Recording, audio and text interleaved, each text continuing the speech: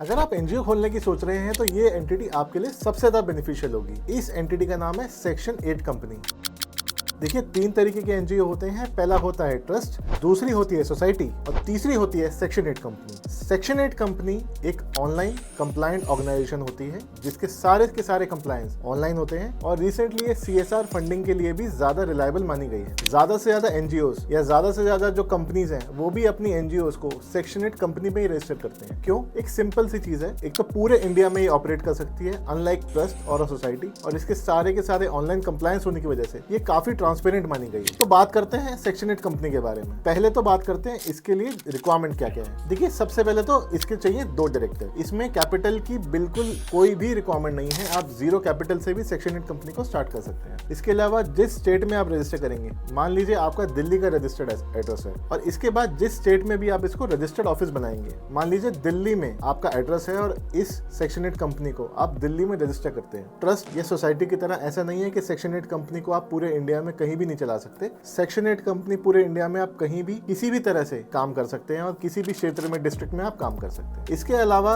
इसमें डीएससी मान लीजिए डिजिटल सिग्नेचर सर्टिफिकेट की भी रिक्वायरमेंट होती है जो कि दोनों डायरेक्टर्स के लिए इंपॉर्टेंट है। तो अगर आपके पास एड्रेस प्रूफ मान लीजिए रेंटेड है तो रेंटेड में एग्रीमेंट आपको लेना पड़ेगा और उस ओनर से आपको नो ऑब्जेक्शन सर्टिफिकेट भी लेना पड़ेगा। अगर आपका प्रीमाइसेस ओन्ड है तो आप अपने नाम से नो ऑब्जेक्शन सर्टिफिकेट दे सकते हैं इस सेक्शन 8 कंपनी के बिहाफ पे। इसके बाद बात करते हैं प्रोसेस की। देखिए, प्रोसेस बहुत ही सिंपल है। अगर आपको सेक्शन 8 कंपनी खोलनी है तो सबसे पहले आपको एक नाम चूज करना है। नेम कैसा होना चाहिए? देखिए, ये नाम रजिस्टर होता है मिनिस्ट्री ऑफ कॉर्पोरेट अफेयर्स के पोर्टल पे, जो कहते हैं रजिस्ट्रार ऑफ कंपनीज के नाम से। तो MCA ministry of corporate affairs कहता है कि नाम यूनिक होना चाहिए। यूनिक का मतलब, देखिए, उसमें कुछ रिस्ट्रिक्टेड वर्ड्स होते हैं जैसे इंडिया, भारत या किसी भी ऑर्गेनाइजेशन का नाम जो ऑलरेडी ट्रेडमार्क है या फिर ऑलरेडी रजिस्टर कराया हुआ है, वो नाम आप यूज नहीं कर सकते। देखिए, नाम के बाद अगर आपने नाम चूज कर लिया और नाम को अप्लाई कर दिया तो 1 से 3 दिन में आपका नाम अप्रूव हो सकता है अगर आपका नाम यूनिक है। अदरवाइज आपके पास रिमार्क आएगा, ऑब्जेक्शन आएगा तो फिर आपको रीअप्लाई करना पड़ेगा। एक मिनिमम फीस पे आपको 4 बार नाम अप्लाई करने की अपॉर्चुनिटी मिलती है। अगर आपने नाम चूज कर लिया उसके बाद आपको फॉर्म भरना पड़ेगा। फॉर्म में क्या क्या डिटेल्स जाती है, जैसे कि मैंने बताया डॉक्यूमेंट्स कौन कौन से, पैन, आधार, जो भी आपका एड्रेस प्रूफ है, उसमें इलेक्ट्रिसिटी बिल, पासपोर्ट या कोई भी आपके वाईफाई या टेलीफोन का बिल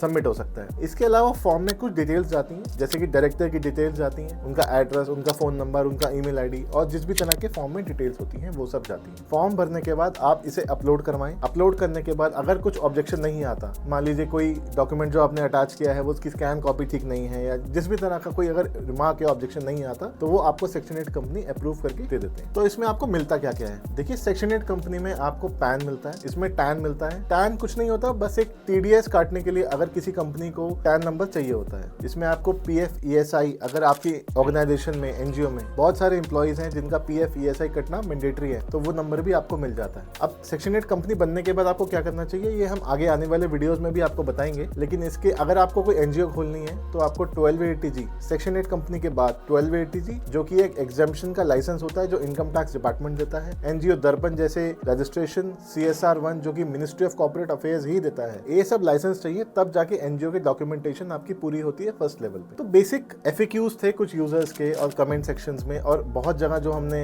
दिखा क्या क्या FAQs हैं हम आपको बताते हैं पहले ही। तो सबसे पहले FAQ क्या था कि इसमें मिनिमम कितने डायरेक्टर्स चाहिए? देखिए, मिनिमम 2 डायरेक्टर्स चाहिए और वो कहीं के भी हो सकते हैं, वो फॉरेन के भी हो सकते हैं, वो इंडिया के भी हो सकते हैं, वो कहीं के भी हो सकते हैं। दूसरा FAQ था इसमें मिनिमम कैपिटल कितना चाहिए? तो सर मैं आपको बताना चाहता हूँ इसमें 0 कैपिटल चाहिए। 0 कैपिटल से आप सेक्शन 8 कंपनी को शुरू कर सकते हैं। तीसरा FAQ था क्या एक सिंगल पर्सन भी सेक्शन 8 कंपनी रजिस्टर कर सकता है? तो मेरा आंसर है नहीं, एक सिंगल नहीं, कम से कम 2 लोग चाहिए, वो रेजिडेंट हो, नॉन रेजिडेंट हो, एक रेजिडेंट हो, एक नॉन रेजिडेंट हो, उससे कोई फर्क नहीं पड़ता। चौथा FAQ था क्या ये टैक्स फ्री होती है? देखिए, सेक्शन 8 कंपनी खुद एक टैक्स फ्री नहीं होती है, वो 1280G रजिस्ट्रेशन लेने के बाद, बेसिकली 12A का रजिस्ट्रेशन लेने के बाद वो एनजीओ टैक्स फ्री होती है। अब 12A का मतलब होता है इनकम टैक्स में एक सेक्शन है 12A जो कि कहता है कि इनकम 0 टैक्स होगी या आपको एग्जेम्पशन मिल जाएगी। ऐसी सेक्शन 10 भी है। तो ये चीज जो कवर करेंगे ये आगे के वीडियोस में भी कवर करेंगे। पांचवा FAQ था क्या सेक्शन 8 कंपनी फॉरेन फंडिंग ले सकती है? जी बिल्कुल ले सकती है अगर आपके पास FCRA foreign contribution regulation act का लाइसेंस होता है। जनरली ये 3 साल के बाद मिलता है, बट अगर स्पेशल केसेस हो तो ये जल्दी अप्रूव भी हो जाता है। और भी बहुत सारे FAQs हैं,